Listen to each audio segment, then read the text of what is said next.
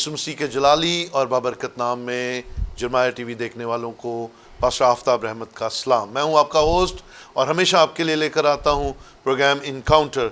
और इस प्रोग्राम की खासियत यह है कि हम खुदा के खुदाम की उन बातों को ख़ास तौर पर जानते हैं कि किस तरह उनकी मुलाकात यीशु मसीह के साथ हुई और कैसे उन्होंने यीशु मसीह को कबूल किया। और उसके बाद ख़ास तौर पर हम उन बातों को भी डिस्कस करते हैं जो इस वक्त कलीसिया के अंदर ज़रूरी हैं और कलीसिया उनकी वजह से बहुत सारी मुश्किलात का शिकार है, बहुत सारे तोहमात उनकी ज़िंदगी में काम करती हैं या बिदात का फैलाव हम रोकने के लिए इस प्रोग्राम में बातचीत करते हैं और हमेशा आपके साथ हम ख़ास गुफ्तगू करते हैं। और इस गुफ्तगू को हम जारी रखते हैं क्योंकि आपके फ़ीडबैक से हमें हौसला अफजाई मिलती है और आपका फ़ीडबैक हमेशा प्रोग्राम इनकाउंटर को खूबसूरत से खूबसूरत बनाता है। सो हम हमेशा आपके फ़ीडबैक के मुंतज़र रहते हैं। हालेलुया। आप जानते हैं कि हमेशा की तरह हमारे साथ एक ख़ास मेहमान होते हैं और वो हमसे अपनी ज़िंदगी के बारे में और खुदा के कलाम के बारे में बातचीत करते हैं। आज जो गेस्ट हमारे साथ हैं मैं उनका तारफ़ आपसे करवाता जाऊं। उनका नाम पास्टर पतरस अजीज़ है जो कि फाउंडर एंड चेयरमैन हैं the last hour gospel church जो कि यूहन्नाबाद 2 में वाक़या है। सो आज हम उन्हें आपकी ज़ोरदार तालियों में वेलकम करते हैं। पास्टर पतरस, हम आपको प्रोग्राम इनकाउंटर में वेलकम करते हैं। बहुत शुक्रिया। God bless you. और अजीज़ों, आप जानते हैं कि हम सुनते हैं उन बड़े मुश्किल हालात को जो खुदाम के साथ पेश आते हैं। अंजील की मुनादी में यीशु मसीह को कबूल करने में जो कंडीशंस उनकी ज़िंदगी में आई, ताकि आज अगर हमारी ऐसी कंडीशन है जो सालों पहले खुदा के खुदाम की थी तो हम यीशु मसीह को कबूल करने में देर ना करें। वक्त ज़ाया किए बगैर हम खुदा के खादम के साथ गुफ्तगू का आगाज़ करते हैं। जी पास्टर साहब, मैं ईमान रखता हूँ आप खुश व खुर्रम हैं, इस चमकते दमकते चेहरे के साथ खुदा उनके हज़ूर हैं। सो नाज़रीन इस बात को जानना चाहते हैं और मैं भी जानना चाहता हूँ कि आपकी यीशु मसीह से कैसे मुलाकात हुई और कैसे आपका इनकाउंटर यीशु मसीह के साथ हुआ और आपकी ज़िंदगी तब्दील हुई। Praise the Lord. मैं खुदावंद का शुक्रगुज़ार हूँ, आप मुझसे ये पूछ रहे हैं और आपने मुझे ये बताने के लिए यहाँ पे बुलाया। मैं इंतहाई शुक्रगुज़ार हूँ। और ऐसा है कि आज से तकरीबन कोई 23-24 साल पहले और 23-24 साल पहले मेरे घर के सामने बहनों की एक इबादत हुआ करती थी। मैं उस टाइम वाल्टन वर्कशॉप में रहा करता था, तो मॉडल कॉलोनी में मेरा घर होता था और मेरे घर के सामने बहनों की इबादत हुआ करती थी और मैं चर्च नहीं जाता था। मेरा खुदा के साथ बस वाजबी सा रिश्ता था। गो मैं थोड़ा बहुत खुदा को जानता था, थोड़ा बहुत बाइबल को भी जानता था, लेकिन चर्च रेगुलर नहीं था। और मेरी अम्मी, मेरी बहनें, ये सारी उस इबादत में, बहनों की बात में जाया करती थी। तो एक दिन मैं कैंची स्टॉप पे खड़ा हुआ था और वहाँ पे एक रिक्शा मेरे पास आके रुकता है और वो रिक्शे वाला जो था वो नीचे उतरता है और नीचे उतर के पुरतपाक तरीके से वो मुझे गले लगाता है और वो मुझे चूमता है और मेरी माँ को पूछता है कि ये शख्स कौन है। तो उन्होंने बताया कि ये जो शख्स है ये मेरा बेटा है और उन्होंने मुझे रिक्शे में बिठाया और अपने घर ले गया। मैं उसको कभी नहीं मिला था, मैं उस शख्स को नहीं जानता था। तो चूँकि वो मेरे घर के सामने ही था तो पहले वो मुझे अपने घर में ले गया, फिर मुझे समझ आई कि इसका ये वाला घर है और मेरे घर के सामने रहता। और अपने घर जाके उसने मुझे बताया कि मेरी बीवी इन दिनों बहनों की इबादत करवा रही थी और मैं खुदा का खादम हूँ और कई साल मैंने खिदमत की है, लेकिन अभी मैंने खिदमत छोड़ी हुई है। और फिर उसने मुझे बताया कि आज मैं 7वें रोज़े में हूँ, मैंने 7 दिन का रोज़ा रखा हुआ है और मैं 7 दिन का रोज़ा रख के खुदा से ये दुआ कर रहा था कि खुदावंद मुझे खिदमत करने के लिए साथी दे, मुझे लोग दे जिनके साथ मिलके मैं खिदमत कर सकूं। तो आपके इस बेटे की मेरी वालदा को उन्होंने बताया कि मैंने रोया में शक्ल देखी है और खुदा ने मुझे कहा है कि इस बंदे को कहो कि मेरा काम करे। मैंने उनकी बात पे यकीन नहीं किया और मैंने उनको कहा कि मैं आपको दोबारा मिलूँगा। मैं चला गया, लेकिन उन्होंने मेरा पीछा किया और एक वक्त आया, ऐसी सूरत बन गई जब वो मेरे घर आते थे मैं कहीं भाग जाता था, कहीं चला जाता था। उनको देख के ही मुझे पता, मैं सोचता था कि ये एवं मुझे कायल करने के लिए कह रहे हैं। खुदा ऐसे वियर नहीं दिखाता, ऐसे नहीं होता। اور وقت گزرتا رہا، وہ میرا پیچھا کرتے رہے، میں ان سے بھاگتا رہا، اور ایک دن ایسا ہوا کہ وہ مجھے پکڑ کے لے گئے اور انہوں نے کہا کہ کیا مسئلہ کیا ہے. پھر میں نے ان کو بتایا، میں نے کہا کہ آپ ہمیں جھوٹ بول رہے ہو، اور آپ کہتے ہو کہ خدا نے مجھے 2 بندوں کی شکل دکھائی ہے، جس میں سے ایک بندہ یہ ہے اور ایک بندہ اور ہے. تو جو خدا آپ کو ان 2 بندوں کی شکل دکھا سکتا ہے، وہ خدا مجھے دوسرے بندے کی شکل دکھا دے تو میں بلیو کروں گا. اچھا. میرا اس وقت یہ تھا کہ نہ وہ بندہ دکھائی دینا ہے اور نہ اس کی بات سچ ثابت ہونی ہے، اس نے ایویں ہی یہ بات کہہ دی. تو میرا ان کو سوال تھا کہ مجھے آپ کو خدا نے 2 بندوں کی شکل دکھائی، جن میں سے ایک میں ہوں، دوسرے بندے کی شکل اگر خدا مجھے دکھا دیتا ہے پھر میں آپ کی بات پر یقین کروں گا کہ خدا نے مجھے بلایا.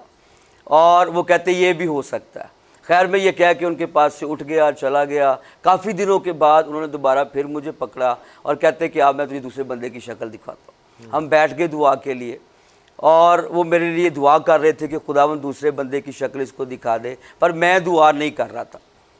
وہ فیلنگ یاد کر کے میرے رونگٹے کھڑے ہوتے چلے جا رہے ہیں. وہ میرے سر پہ ہاتھ رکھ کے دعا کر رہے تھے اور وہ مسلسل دعا میں تھے، پر میں آنکھیں بند کیے ہوئے نہیں تھا، میں دعا میں سیریس تھا ہی نہیں. اور کافی وقت گزرنے کے بعد، تقریباً کوئی 10-15 منٹ گزرنے کے بعد، وہ مسلسل دعا کیے جا رہے تھے. تو میرے ذہن میں بھی آیا کہ کیوں نہ میں بھی آنکھیں بند کر لوں، ہو سکتا ہے اس بندے کی بات سچ ہی ہو. اور جب میں نے آنکھیں اپنی کو بند کیا اور آنکھوں کو بند کیا اور میں نے بھی یہ دعا کی، خداوند اگر ان کی بات میں سچائی ہے، اگر واقعی تو نے ان کو 2 بندوں کی شکل دکھائی ہے، تو نے واقعی مجھے اپنے کام کے لیے بلایا ہے، تو اگر میں یہ غلط بھی بات کر رہا ہوں تو مہربانی کر کے میری بات کو مان لے، مجھے دوسرے بندے کی شکل دکھا دے. اگر تو اس بندے کو 2 بندوں کی شکل دکھا سکتا ہے تو مجھے ایک کی دکھا دے.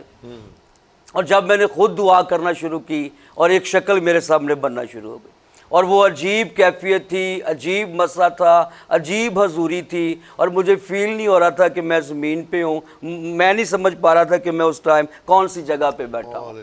ایک عجیب مسا تھا، عجیب حضوری تھی.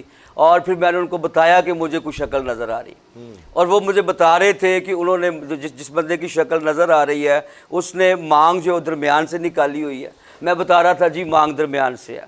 وہ مجھے بتا رہے تھے کہ اس کا چہرہ اس طرح کا ہے. میں بتا رہا تھا جی ہاں بالکل اسی طرح کا. جس طرح کا چہرہ انہوں نے دیکھا ہوا تھا سیم اسی طرح کا چہرہ مجھے بھی دکھائی دے رہا تھا. اس دن کے بعد سے میں نے مسیح کو پکڑ لیا، میں نے مسیح کو جان لیا، اور اس دن کے بعد سے میں آج تک کوشش میں ہوں مسیح کے ساتھ وفادار. ہاللیلویا. عزیزو، بابرکت گواہی. یاد رکھیں، آپ جتنا مرضی بھاگ لیں، آپ جتنا مرضی دور چلے جائیں، آپ نہ قبول کریں، اگر آپ خدا کے پلان میں ہیں تو خدا آپ کو اپنی خدمت کے لیے لے آئے گا. ہاللیلویا.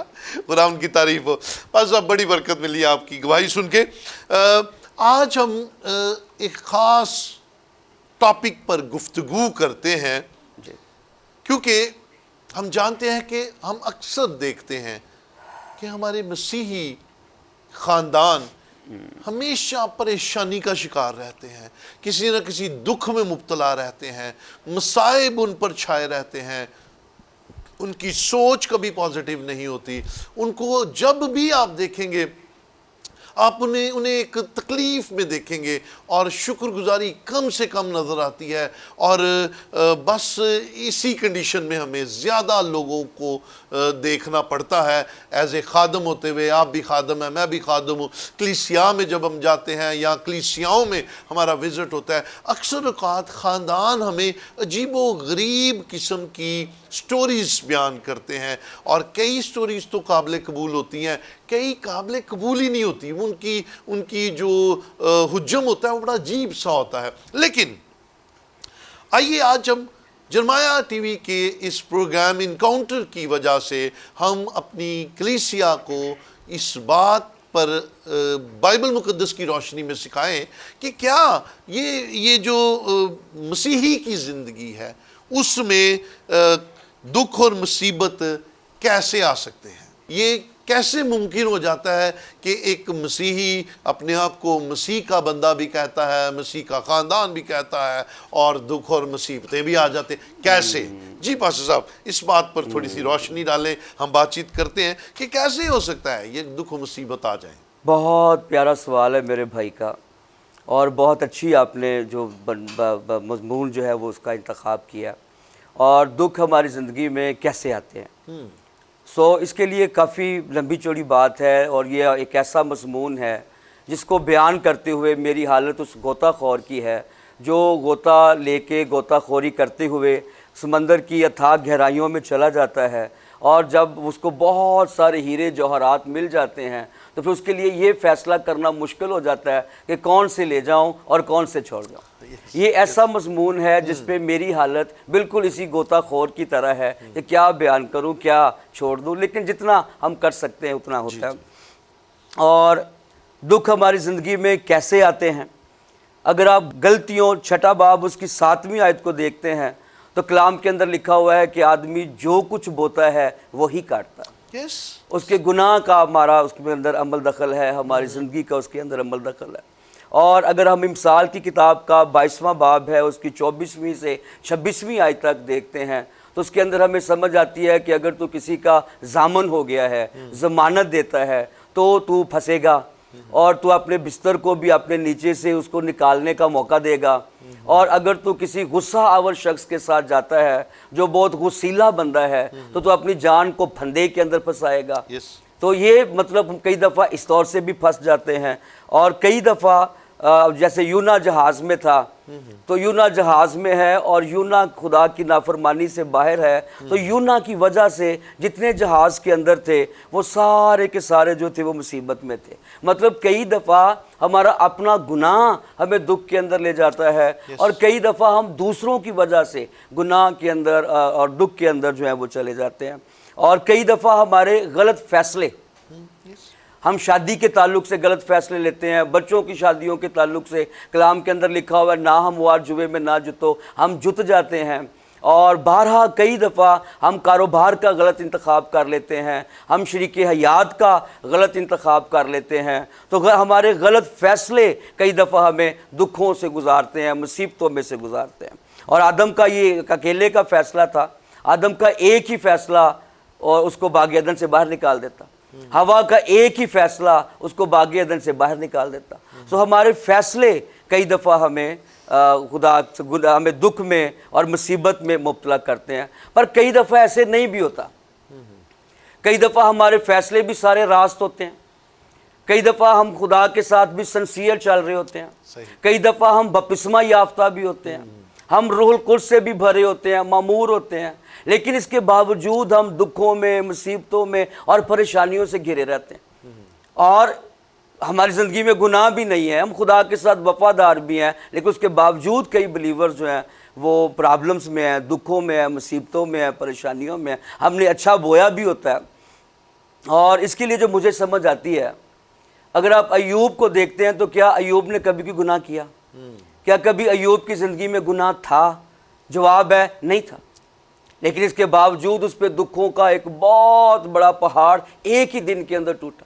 اگر آپ اور بائبل مقدس کی ورق گردانی کریں تو ہمیں حابل نظر آتا ہے کہ حابل نے کوئی گناہ کیا تھا؟ حابل کا کوئی گناہ نہیں تھا پر وہ قتل ہو گیا۔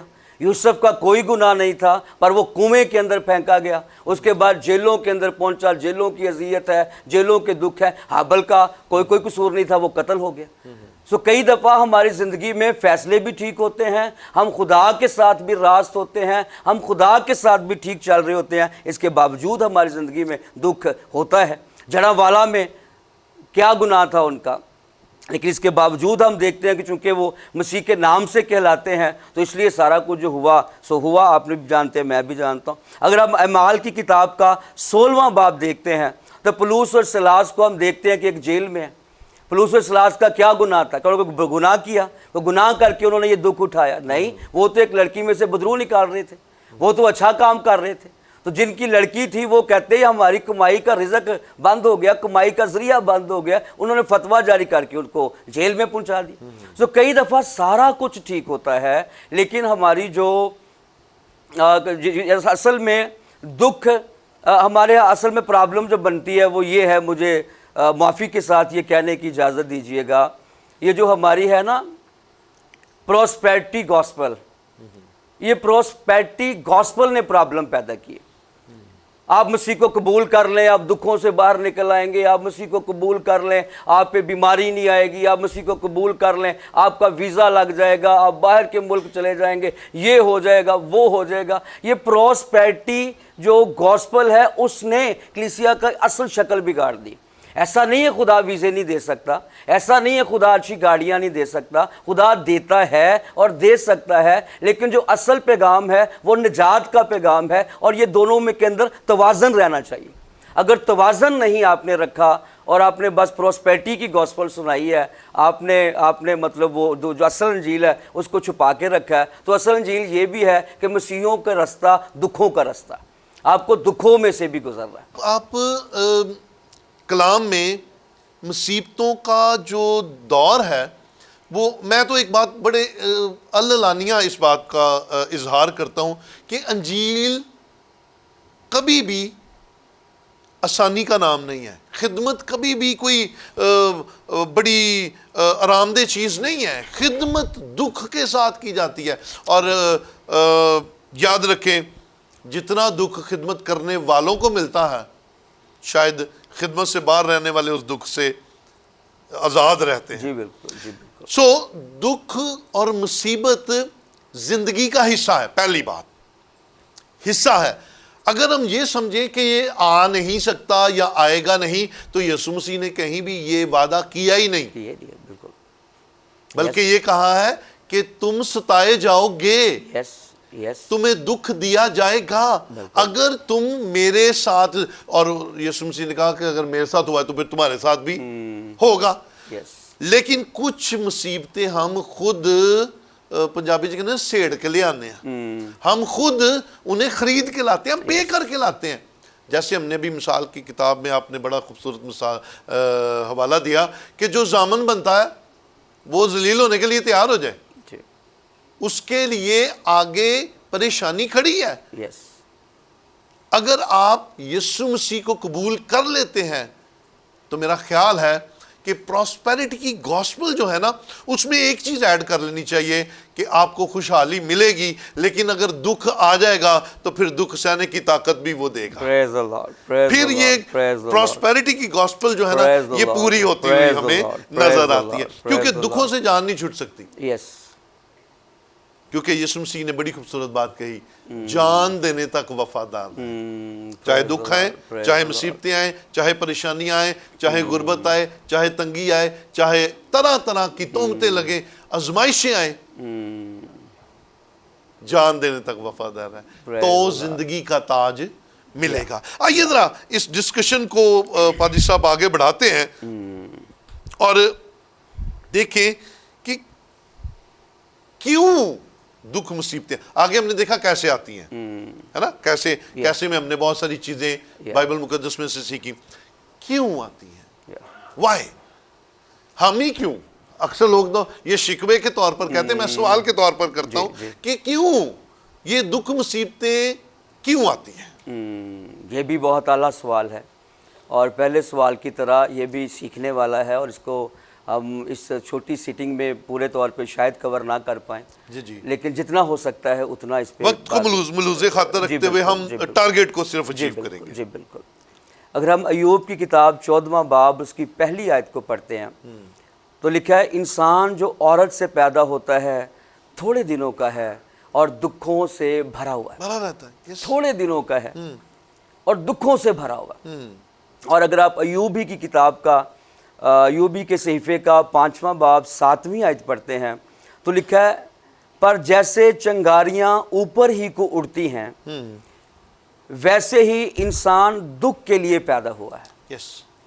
फितरती अमल है कि चिंगारियों ने ऊपर की तरफ उड़ना है, और ये फितरती अमल है। और बिल्कुल इसी तरह ये भी एक फितरती अमल है कि जब हम इंसान हैं, औरत से पैदा हो गए हैं, तो हमें भी दुखों में से गुजरना है। और ये लाजमी चीज़ है। और ये क्यों आते हैं, ये एक अच्छा सवाल है। और इस पे अगर मैं ये कहूँ कि इसकी अगर मैं जुज़ इसके लिए इसके 4 मिनट में या 2 मिनट में पेश करने की कोशिश करूँ तो पहला जो इसके लिए जुज़ होगा वो होगा, खुदा अपना जलाल ज़ाहिर करने के लिए कई दफ़ा हमें दुखों में से गुजरने देता। ونڈرفل. پہلی وجہ ہمارے سامنے آگے کیوں دکھ مصیبتیں آتی ہیں. پہلے نمبر پہ ہمارے پاس جو بات خاص آئی ہے وہ ہے کہ خدا اپنا جلال ظاہر کرنا چاہتا ہے, اس لیے دکھ مصیبتیں آنی ضروری بھی ہیں. آنی ضروری بھی ہے. جی.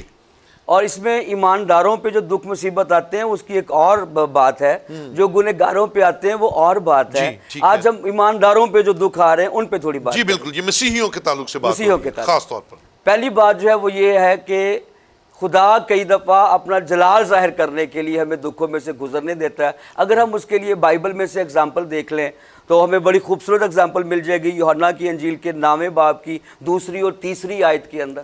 وہاں پہ ایک شخص ہے, اندھا ہے, اور چونکہ میں نے 4 بیان کرنے ہیں اس لیے بس ایک آیت ہی ہم ایک آیت پہ گزارا کریں گے. اور وہاں پہ ایک شخص ہے, اندھا ہے, اور شاگرد پوچھتے ہیں یہ کیوں اندھا پیدا ہوا؟ اس نے گناہ کیا, اس کے ماں باپ نے گناہ کیا. مسیح خداوند نے جو جواب دیا وہ ہمارے نقطے کی دلیل ہے. انہوں نے فرمایا نہ اس نے گناہ کیا نہ اس کے ماں باپ نے گناہ کیا, بلکہ یہ اس لیے اندھا پیدا ہوا کہ اس پہ میرا جلال ظاہر ہو. ونڈرفل.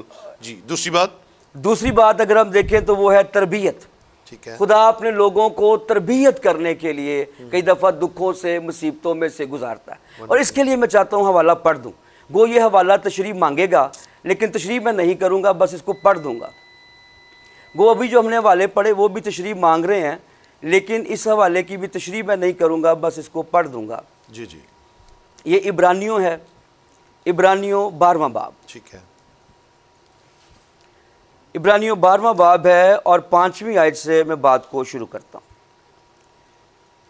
اور یہاں پر یوں لکھا ہے, اور تم اس نصیحت کو بھول گئے جو تمہیں فرزندوں کی طرح کی جاتی ہے. اے میرے بیٹے خداوند کی تنبیہ کو ناچیز نہ جان. جب وہ تجھے ملامت کرے تو بے دل نہ ہو, کیونکہ جس سے خدا محبت رکھتا ہے اسے تنبیہ بھی کرتا ہے. ونڈرفل. جس کو بیٹا بنا لیتا ہے اس کو کوڑے بھی لگاتا ہے. تم جو دکھ سہتے ہو وہ تمہاری تربیت کے لیے ہے. خدا فرزند جان کر تمہارے ساتھ سلوک کرتا ہے. وہ کون سا بیٹا ہے جسے باپ تنبیہ نہیں کرتا؟ اور اگر تمہیں وہ تنبیہ نہ کی گئی جس میں سب شریک ہیں تو تم حرام زادے ٹھہرے نہ کہ بیٹے. بیٹوں کو تنبیہ کرنا بڑا ضروری ہے, تو دکھوں کا بھی آنا بڑا ضروری ہے. زبردست, بہت اچھا حوالہ آپ نے پادری صاحب عوام تک پہنچا دیا ہے, یہ زبردست ہے. تیسری بات, ہاں جی, گناہ کی سزا. پرسنل ہم کوئی گناہ کیا ہوتا ہے, شخصی طور پہ کوئی گناہ کیا ہوتا ہے, ہم گناہ کو چھوڑ نہیں رہے ہوتے ہیں. خدا کئی دفعہ انتظار کر رہا ہوتا ہے کہ آج چھوڑ دیتا ہے, کل چھوڑ دیتا ہے. اور کئی دفعہ ہماری زندگیوں میں کچھ گناہ ایسے ہوتے ہیں جو لوگوں کے سامنے ہوتے ہیں, پر کچھ گناہ ہوتے ہیں جو ہیڈن ہوتے ہیں, پوشیدہ گناہ. بالکل. کئی دفعہ ہم پوشیدہ گناہ کو کئی سالوں سے ساتھ لے کے چل رہے ہوتے ہیں, اور وہ ایسا پوشیدہ ہوتا ہے اگر بیوی میں ہے تو شوہر واقف نہیں ہے, اگر شوہر میں ہے تو بیوی واقف نہیں ہے, اگر بہن میں ہے تو بھائی واقف نہیں ہے. اس قدر وہ ہڈن ہے. اور کئی دفعہ اس ہڈن اور کئی دفعہ ظاہرہ گناہ کی وجہ سے بھی خدا دکھوں میں, مصیبتوں میں, پرابلموں میں ڈال دیتا ہے. اس گناہ کی وجہ کو ہم لے کر اس بات کو سوچ سکتے ہیں کہ یہ ہماری سزا ہے, یہ سزا کے طور پر دکھ مصیبتیں آ رہی ہیں جو گناہ کی وجہ سے آ رہی ہیں. جی چوتھی بات کیا؟ چوتھی وجہ آپ کو لوکا کی انجیل کے 13ویں باب کی 16ویں آیت میں مل سکتی ہے. وہاں پہ کبڑی عورت ہے جو ہیکل کے اندر ہے, اور اگر وہ ہیکل کے اندر ہے تو مطلب وہ ایماندار خاتون ہے, اور ہیکل کے اندر کھڑی ہے, اور مسیح خداوند نے سبت کے دن اس کو شفا بخش دی. فقی فریسی اعتراض کرنے لگے, اور مسیح خداوند نے جو ان کو جواب دیا وہ میرے اس نقطے کی دلیل ہوگی. مسیح خداوند نے کہا کہ یہ عورت جو 18 سال سے ابلیس کی غلامی میں تھی, کیا آج آزاد نہ کی جاتی؟ 18 سال سے ہیکل میں جانے کے باوجود, 18 سال سے ہیکل میں رہنے کے باوجود یہ عورت ابلیس کے قبضے میں تھی, اور ابلیس نے اس کو کبڑا کیا ہوا تھا. اوکے, آپ نے عزیزو جانا کہ دکھ مصیبتیں کیوں آتی ہیں. میں ایک آخری بات خاص طور پر آپ کے ساتھ ڈسکس کر کے میں اس پروگرام کو کنکلوڈ کروں گا. آخری بات کیا ہے کہ دکھ مصیبتوں کا مقصد کیا ہے, اور ان مصیبتوں میں ہمارا رویہ کیا ہونا چاہیے. ان باتوں سے ہم نے اخذ کیا کہ مقصد ہے ہماری تبدیلی. Yeah. خدا چاہتا ہے کہ ہم بدل جائیں, خدا چاہتا ہے ہم تبدیل ہو جائیں, ہم اپنی روشوں کو چھوڑیں, ہم اپنے گناہوں کو چھوڑیں, ہم اپنے ہڈن گناہوں کو چھوڑیں, پوشیدگی میں جتنے گناہ ہیں ان سے معافی مانگیں اور توبہ کی طرف آئیں. یاد رکھیں مسیحی کی زندگی میں دکھ مصیبتیں آ سکتی ہیں, اور آج ہم نے پادری صاحب سے کلام میں سے زبردست خوبصورت باتیں سیکھی ہیں. تو یاد رکھیں اگر آج آپ دکھ مصیبتوں کے کسی بھنور میں ہیں تو خدا آج آپ کو ان خوبصورت کلام کی باتوں سے باہر نکالنا چاہتا ہے تاکہ آپ بچ جائیں. لیکن یہ اس صورت میں ہوگا جب آپ ان کا اقرار کریں گے اور معافی مانگیں گے اور اپنا رویہ درست کر کے خداوند کے ساتھ اپنی زندگی گزارنے کا ارادہ کریں گے.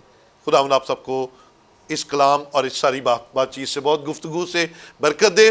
پادری صاحب ہم آپ کے بہت شکر گزار ہیں, آپ نے وقت نکالا اور جرمایا ٹی وی کے ویورز کو آج ہم نے کلام میں سے خوبصورت باتیں سکھائیں اور خاص طور پر ہم نے آپ کی گواہی سے برکت پائی. تھینک یو سو مچ. آپ کے فیڈ بیک کے منتظر رہیں گے. دیکھتے رہیے پروگرام انکاؤنٹر اونلی آن جرمایا TV. God bless all of you.